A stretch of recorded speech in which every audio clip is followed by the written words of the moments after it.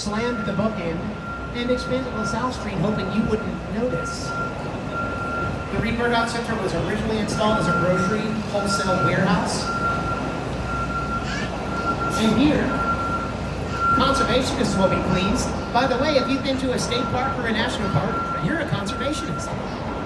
300 North LaSalle, 90% of its metals are made with recycled metal. It's platinum certified as a leader in energy and environmental design. That's because of its recycled metals. That's because its green spaces are irrigated with natural Chicago River water. They capture that water after it waters the plants. They filter it and return it to the Chicago River cleaner than it was when they drew it. That's how you get a platinum certification as a leader in energy and environmental design. Picard Chilton, 2009.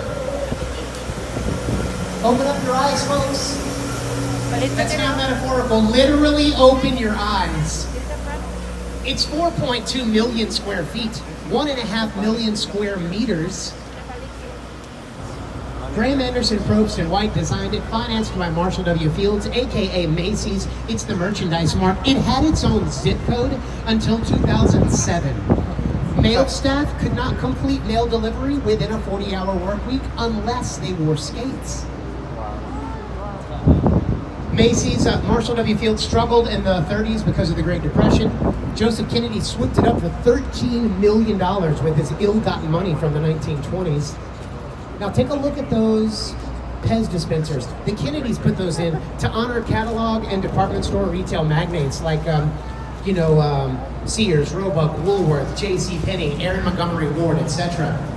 Now the Kennedys sold the building for $550 million in the 90s. That's one of the greatest real estate investments of all time, even accounting for inflation. What did we learn from this? A, marry a Kennedy. And 2, it's not illegal if it's not a crime yet. In the 1920s, Joseph Kennedy was pumping and dumping and insider trading. Perfectly legal. They were not illegal. You know when they became illegal? A Securities and Exchange Commissioner named Joseph Kennedy got the laws passed to make that illegal. It's almost like he knew what he was doing was wrong. Folks, this isn't decades of reflection later. This is a few years later, right? So, who'd have thought that a building would be so instrumental in 20th century politics?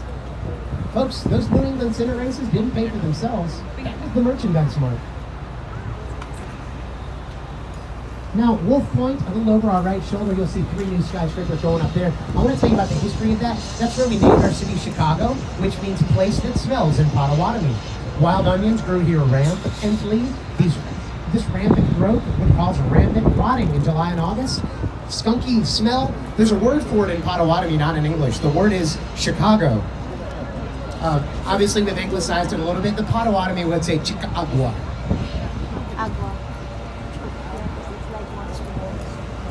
Oh, when we named our city Chicagua over there, we also included in the clause a clause that the lakefront shall be used for public good only. Have you noticed our 29 miles of lakefront? Did you see a Six Flags over Lake Michigan? No. Did you see a Universal Studios over Illinois? Nope. You did? On the lakefront here? Girl, I want what you're having. Take a look at your beautiful reflection, folks. That's the prettiest thing you're going to see today. Now, from 2017, Getch Partners, they installed this because of the train tracks and the city's easements on the river. It has a 13-meter foundation that's only 40 feet. 40-foot foundation, but it goes 54 stories into the sky. If you're not impressed, throw me off the boat. I don't want to be around you. 4 tanks of water at the top, 160,000 gallons in each, on steel tracks that are controlled by a live weather sensing computer, shifting the tanks around to balance the building as comfortably as possible. Do you know what this technique is called? Living in the future. Getch Partners, 2017. Some of you are going to want to Google that building when you realize just how impressive it is. Look back at it. 150 North Riverside, Chicago. That's all you need to Google. Folks, it's a 54-story building on a 40-foot foundation. I'm sorry, I just am always thinking that by that.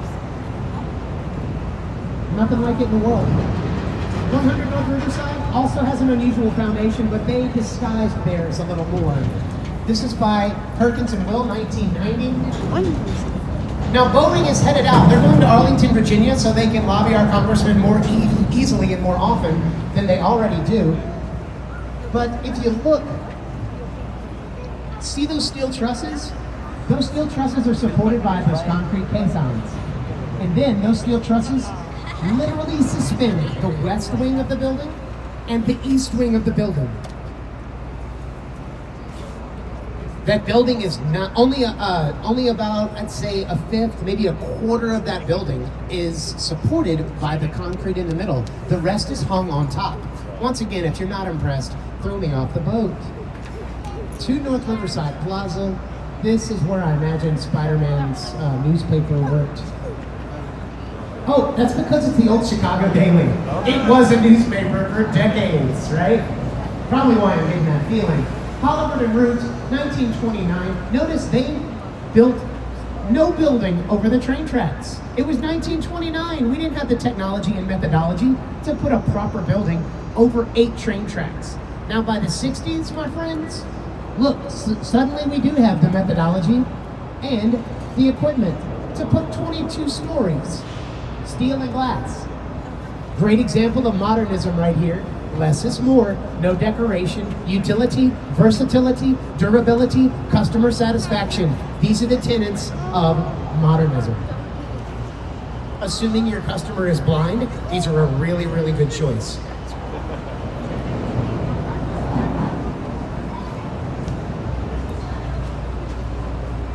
Now these buildings are leasing air. Didn't stutter. They're leasing air from Amtrak. This property, this land belongs to Amtrak, but Amtrak has no use. About 18 feet above there are trains. They have no use for that. So they lease it to these folks. Did you know that hundreds of millions of dollars of air is bought, leased, and sold around the world? Wild. I learned that when I got this job. So these buildings look fairly typical, but they're anything but. As these foundations, these trains have hundreds of thousands of steel, hundreds of thousands of tons of steel moving under them an hour. That's Union Station. Well, I was positing that you must not be able to hear, smell, or see anything. There was a woman sunbathing in her boat in June of this year, their partner at the helm, and I said, I hear that you can't see, hear, or smell. And she goes, are you talking about my building? And I said, well, I imagined that the owner of Gateway 2 would have a